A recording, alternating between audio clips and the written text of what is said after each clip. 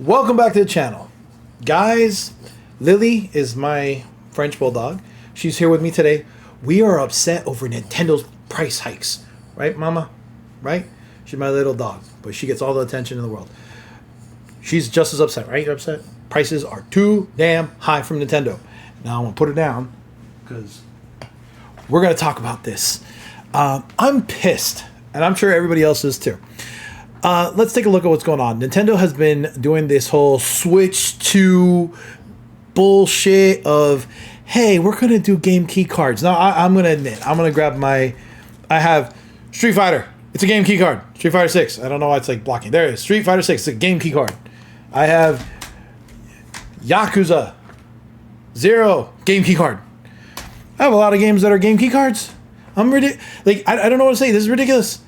Nintendo has been cornering the market with this game key card crap. They're telling people that, you know what, we're going to print the game on the Switch 1 for some of these games, and it's completely on the cart, but the Switch 2 is not. It's a download, and the game key card is just a little key card that confirms that you can go ahead and just play the game, but you have to have the card in there. Now look, for a physical collector, it's a nightmare. Because it's a paperweight. Once the server's down, everything closes, it's a damn paperweight. It'll just look good on a shelf. Be like, I'm going to put this on a shelf and stack this. Like, let's put some of these games up here. It's going to look like... I'm getting my stuff ready. It's going to be like stacked up. People are going to be like, oh, what are you doing? I got a stack of collections. Can you play it? No. I can't stand it. So we're going to talk about what's going on. So if you guys are part of this community or you haven't subscribed yet, go ahead and give me a thumbs up to help support the channel, or a thumbs down if you hate it. You can be honest. Some people don't like to hear me rant. Some people do. Some people don't. Your call. But if you're here and you're enjoying it and you want to support it, hit that little subscription notification bell and everything, and get ready for little talks and moments and video game sharing and conversations like this. So we're going to talk about a couple things that are going on. We're going to pull up some of the articles. Let me actually move the screen around. But yeah, I am not a fan of these game key cards. They are a load of horse crap. They're ruining game collecting. They're making it so you're basically leasing a game. You're never owning a game anymore. You're just borrowing it till the servers go down, and then they go vamoose. Now, if the case is you're like me and you go shopping, you got a brand new Switch 2, you got all excited, you're like, oh man, I got a Switch 2, this is great, and you go looking for video games, you realize most of them are game key cards, and they're expensive, you're going to be like, I really don't know if I want to buy that right now. There's no rush to it, because when it's a game key card, you're like, I can just download it at home. You know, there's no feeling of like, I need to do this. But when you have an actual physical cart, you're like, oh man, I want this. Now, there were some third-party games that went full-on cart. Mainly, only one I can think of off the top of my head is Cyberpunk. Cyberpunk, of all games, did it. They freaking did it. They put it on a cart, the whole game. Now, Mario Kart, first-party games are on a cart, full game. But then you get these classics that are like from third-party developers, and they're just game key cards, or even worse, they're a download code. A download code, yeah, that shit does not work. That you just buy a box with a tag of paper in it just so you can download. I'm not for this. I don't like this, and I'm voicing my opinion. This is just my opinion and a couple of links that I'm going to show you guys in a second on the page. But yeah, Nintendo has done it again. They have put their foot down. They're like, nope, we are going to stick with game key cards. They're waiting to see how this goes, and I'm already seeing where the backlash is coming. And not just that, today we're going to talk about what's going on with Nintendo Switch pricing. And I'm just going to vent. I'm going to be a little bit anxious with you guys. I want to be real open. So let's go ahead and get to that right now. Let me go to the live scene. You guys are going to see, boom, here's the article. So this is from Newswire, okay? Nintendo Switch pricing update. Vancouver, BC, June 30th, 2025. Pricing for the original Nintendo Switch family of systems and products in Canada will change based on market conditions. What? And these include Nintendo Switch OLED, Nintendo Switch, and Nintendo Switch Lite, physical and digital Nintendo Switch games. The hell is that about? And Nintendo and Switch accessories. And other Nintendo products, including Amiibos and Nintendo Switch Online memberships, will also experience price changes. Please note this pricing change does not apply to Nintendo Switch 2 systems, accessories, or software. Guys, if it's happening now, yes, this is happening in Canada, but hear me out. This can go really far south. Like, why are you increasing the value and pricing? These should be going down. When I was growing up, game consoles would get a price cut when the newer systems would come out. Video games had greatest hits. They'd have their own little banner on top. Black label PlayStation discs turned into greatest hits, and they were green labels. Still the same great game, just at a cheaper price. Instead of $50, it was like $30. You know, guys, we're at a point where I'm frustrated. We are losing what it's like to collect games now. What are you going to look at little Tamantha for, or Timmy? You're going to be like, Tamantha, I can't afford to get you a game anymore. We can lease it for a monthly fee. Like, what the hell, man? The video game industry is changing, and this is too much. We as consumers, I speak for myself, and hopefully some of you are up there with me on this, but price increases should not be happening across the board. It's happening in Canada. It's going to be moving everywhere else, maybe. Hopefully not. Hopefully they don't even do this to Canada, but they said that they're going to. This is where I have my problem. Like, prices are going up. Families are going to have a harder time with their finances, and you're not going to be able to buy games at a reasonable price anymore. The Switch 2 is out. The Switch 1 should be cheaper, not more expensive. What in the world are we thinking, Nintendo? What are you thinking? I'm like pointing at you. I'm angry. I'm frustrated. Yes, I love Nintendo products. Yes, I'm a fanboy. But, dude, the prices are way too damn high. Now, we're going to go over here to another article. This is from NintendoLife. Nintendo has announced it will change the price of a whole bunch of its products in Canada. They're talking about the same thing.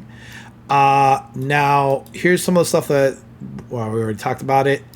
It says apparently, now the good news is, if you can call it that, is that the Switch 2 seemingly won't be affected by the move, at least for now. Nintendo specifically states that this pricing change does not apply to Switch 2 systems, accessories, or software. Man. Nintendo had previously delayed its intended pre-order launch date for Switch 2s in Canada, stating that it wanted to align plans with North America, which also had a delay of its own as a direct result of uncertainty surrounding the tariffs in the region. Okay, look, guys, I get it. Things were uncertain. We're in a weird point in our lives here. But, come on, Nintendo. You're supposed to be the family console. You're supposed to be the saving grace. You're supposed to be the light in the dark tunnel where when people are going, oh, man, I need entertainment. I need some way to escape this doom and gloom. You're supposed to be the one that says, you know, I have a cheaper discounted rate and got bundles. Not raising your prices. The hell are you thinking? Now, Bloomberg. Now, this one's a big one. We're going to switch subjects, okay? First, I'm pissed about prices. Now, we're going to talk about the Bloomberg article that talked about Nintendo and Amazon. So, Nintendo stopped selling products on Amazon US due to disagreements over unauthorized sales of third-party game sellers undercutting Nintendo pricing. So, Nintendo pulled this product from Amazon in the U.S. after a disagreement over unauthorized sales, meaning the e-commerce company missed out on the recent debut of Nintendo Switch 2, the biggest game console launch of all time. The Japanese company stopped selling on Amazon after noticing that third-party merchants were offering games for sale in the U.S. at a price that was undercutting Nintendo's advertised rates. According to a person familiar with the situation, enterprising sellers were buying Nintendo products in bulk in Southeast Asia and exporting them to the U.S., said the person, who requested to remain anonymous. How do you say that word? Anonymity? I'm not going to get this word. Just say anonymous. To discuss confidential information. Amazon tried to... Oh, come on, guys. I can't read that word. To assuage... Okay, at this point, you guys have all the right to laugh and pronounce it for me because I ain't gonna get it. But Nintendo, Amazon tried to offer Nintendo to attach labels to products that guarantee they're authentic. Amazon uses this technique to assure shoppers products aren't counterfeits and to help it track merchandise, but the offer wasn't sufficient, the person said, and Nintendo ultimately opted to pull its products from Amazon. So yeah, both according to this Reddit post, both Nintendo and Amazon denied the reports. There is no such fact. We do not disclose details of negotiations or contracts with retailers, a Nintendo spokesperson said in an email response, declining to elaborate further. And an Amazon spokesperson said the claims made by Bloomberg regarding our relationship with Nintendo are inaccurate, but declined to specify how. Amazon is pleased to offer Nintendo products directly to our customers as part of our commitment to providing an exceptional shopping experience with the widest selection possible. Yeah, Reddit is a dark place with that stuff, but I can see where that was happening, guys. I could see where that was going. Let me put this back to the big full screen. Here's the thing. If you go to Amazon right now, you're going to find a lot of Switch players, a lot of Switch games on a very low price. Actually, you know what? Let me pull up Amazon right now, and I'm going to look this up with you guys. You know, like, I'm a huge Amazon person, but let's look up what they're complaining about. Switch games. Okay. Pulled it up. Now, okay, let me bring up the live scene so you guys can see that. And we're back. Okay, so as you can see here, I just looked up games and for the Switch, and it seems like this is the American version. Ah, there we go. Different rating. And this says right here that it's $52.99 instead of $59.99. Gee, that doesn't sound like a good idea. Sounds like underhanded selling. Dun dun dun dun. Look, there's Donkey Kong right now being sold for $49 instead of $59. Hey, the Echoes of Wisdom's $48. It's not bad. It's actually really cheap. Okay, I can see what they're saying. So there are some prices here. But there's no real validity to the article from Bloomberg that was on the Reddit post that I read. That's because, again, you know, everyone's going to deny until it's too late. And then things will come to fruition, and then everyone will understand. So, guys, I'm frustrated because what I'm seeing here is Nintendo's trying to be cheap. Nintendo's trying to hold back from us. I think that as people, we should voice our opinion. These game key cards and download codes in a box, those are long-term useless.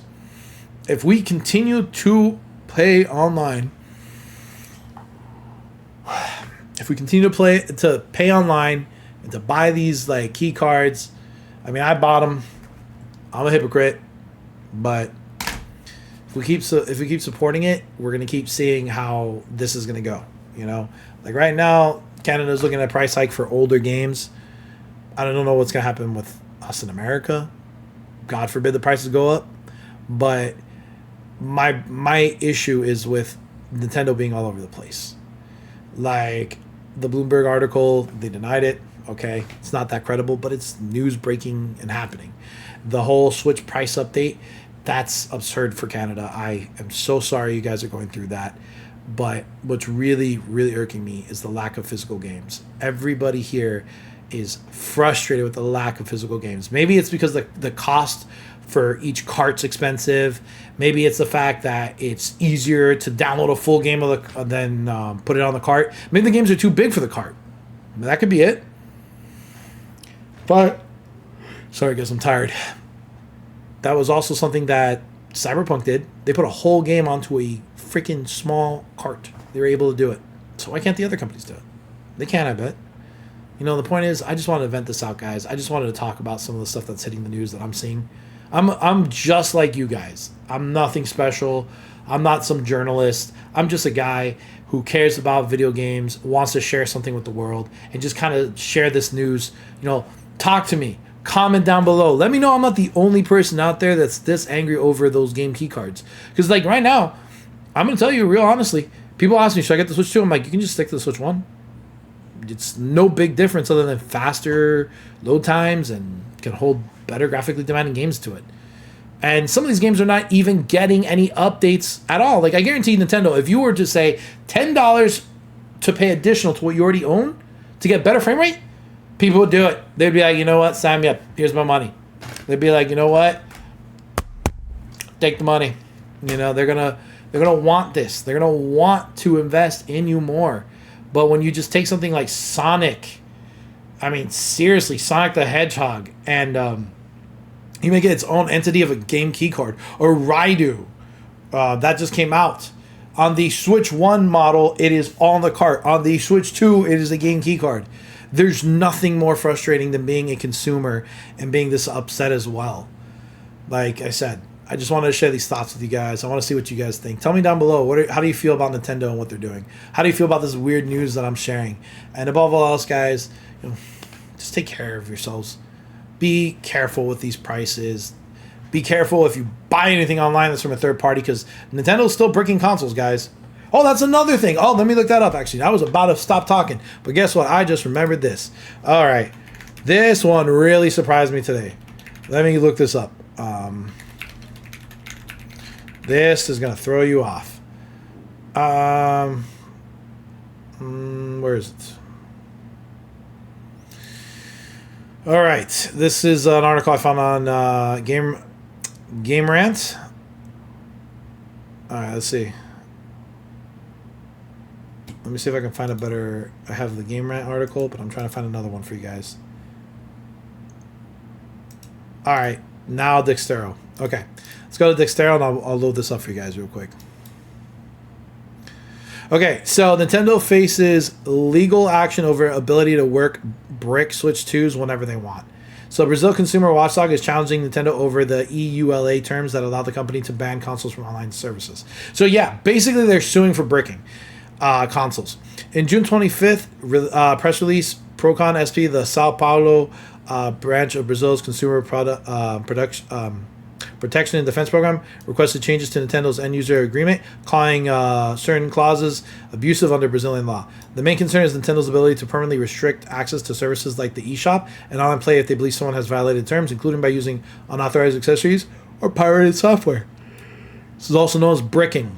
Any brick console receives a 2124-4508 error code and loses total access online. The console will still work offline, but has already resulted in fans unknowingly buying affected secondhand consoles. It's true.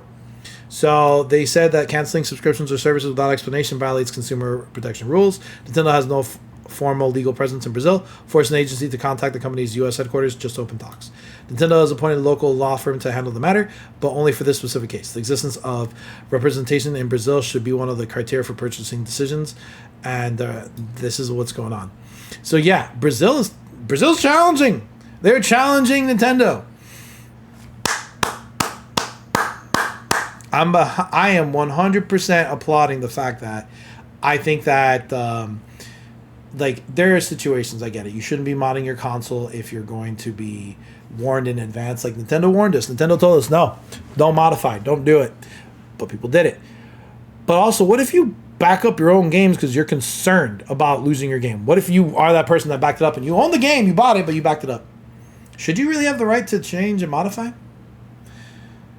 I mean, honestly, if you want my opinion, I think if you own the game, you bought the game, it's on there, it's yours, bro.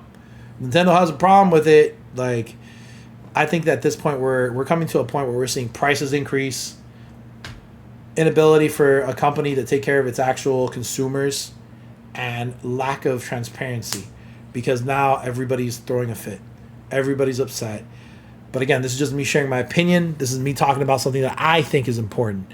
So with that, I will end this video today, guys. But I just wanted to know, how do you guys feel about all this news I shared? How do you feel about the lawsuit from Brazil? How do you feel about Amazon games being cheaper than actual retail? Like, have you guys ordered any of them? I'm gonna be honest, I have. Bro.